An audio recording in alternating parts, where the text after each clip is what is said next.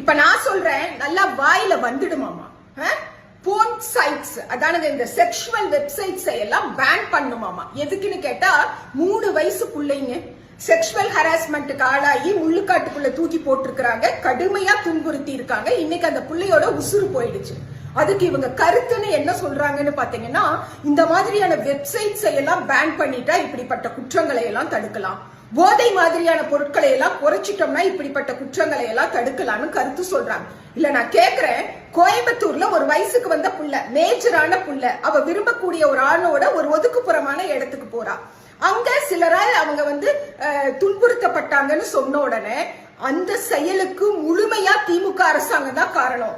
அன்றைக்கு முதலமைச்சராக இருந்த மு.க.ஸ்டாலின் தான் அதுக்கு பொறுப்பேற்றுக்கணும். திமுக அரசாங்கத்துல தமிழ்நாட்டில் இருக்கக்கூடிய எல்லா பெண்களும் மிகப்பெரிய அச்சுறுத்தலுக்கு கீழே தான் வாழ்றோம்னு சீன் பண்ணீங்கல்ல, எத்தனை ரீல்ஸ் போட்டீங்க, கருத்துங்கிற பேர்ல எத்தனை பேர் எழுதுனீங்க. இன்னும் இப்ப எப்படி இப்படி சொல்றீங்க?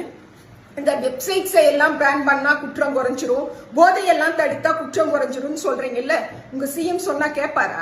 அவருக்கு அப்படியே கலர்ஃபுல்லா ட்ரெஸ் எல்லாம் போட்டுவிட்டு பொம்பளைங்களை இப்படி நடக்க வச்சுட்டு அவரு காரை ஓட்டிட்டு போனாதானே அவரோட ரசிகைகளை அப்படியே அவர் வச்சிருக்க முடியும். ஏன்னா அவரே சொன்னாரு, இது இன்டர்லிங்க்டு ஆக்டிவிட்டின்னு.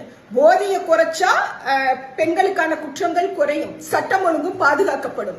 இப்ப இது ரெண்டுக்கும் அவர் ஏதாவது ஒரு தீர்வையாவது கொடுத்திருக்காரா? இல்ல அவள் அமலுக்கு கொண்டு வந்த சிங்கப்பெண் படை அப்படிங்கிற அந்த ஒரு படை எங்க போச்சு? இந்த குரோம்பேட்டையில அந்த 3 வயசு பிள்ளை சாகும் போது சொல்லுங்க பாக்கலாம்.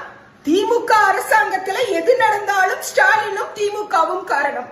விஜய் அவர்களோட அரசாங்கத்துல எது நடந்தாலும் இந்த வெப்சைட் காரணம், இந்த பொருள் காரணம், இந்த மாதிரியான கலாச்சாரம் காரணம். என்னையா நியாயம் அது?